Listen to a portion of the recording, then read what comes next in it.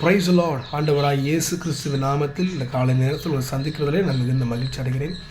இன்றைக்கு சங்கீதம் 34 முதலாவது வசனம் இவ்விதமாக சொல்லுகிறது: கர்த்தரை என்னை காலத்திலும் ஸ்தோத்தரிப்பேன், அவர் துதி எப்போதும் என் வாயில் இருக்கும். கர்த்தரை என்னை எக்காலத்திலும். நம்முடைய வாழ்க்கையில் சந்தோஷன்றது என்றைக்கோ ஒரு நாள் தான் வருது. ஆனால் துக்கம், கவலை, பாரம், பிரச்சனை இது எப்போவுமே வருது. அந்த மாதிரி எப்போவுமே வர்ற விஷயத்த எப்பயாவது ஒரு முறை அதை மேற்கொள்ள முடியாது, எப்போவுமே மேற்கொண்டே இருக்கணும். கர்த்தரை எப்படி துதிக்கணும்னா வெறும் பாட்டால் மட்டும் இல்லை, வசனத்தால், வசனத்தை சொல்லி அவரை துதிக்கணும், வசனத்தை சொல்லி அவரை பாடணும், வசனத்தை சொல்லி அவரை மையப்படுத்தணும். சில நேரங்களில் நம்ம துதிக்கக்கூடாதபடி வருகிற பிரச்சனை.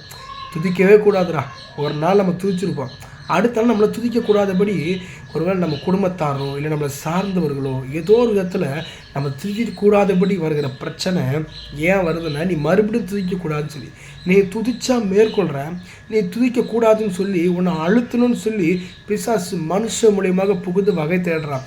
நல்லா புரிஞ்சுக்குங்க. பவுலும் சீலாவும் சிறைச்சாலையில் போட்டுட்டாங்க, வருத்தப்படலை, கஷ்டப்படலை, மன துக்கம் அடையலை, எதுவுமே பண்ணலை. அவங்க அங்கேயும் ஆண்டவர் ஆராதிச்சனால அந்த ராத்திரி தம்முடைய தூதனை அனுப்பி சிறைச்சாலை கதவு திறக்கப்பட்டது. சிறைச்சாலை அதிகாரி ரட்சிக்கப்பட்டான். ஒரு பெரிய மாற்றத்தை கர்த்தர் செய்த காரணம் எப்போ? துதிக்கிறதுனால. கர்த்தரை துதிக்கிற துதி, தேவனுடைய வார்த்தை இருக்கும் பொழுது எப்போவுமே வருகிற பிரச்சனையை எப்பவுமே துரத்துவேன். பிசாசு எப்பவுமே நோட்டு ஓடி போவா. கர்த்தர் மேல் நம்பிக்கை வைங்க. God bless you. கர்த்தர் உங்களை ஆசீர்வதிப்பாராக. ஆமென்.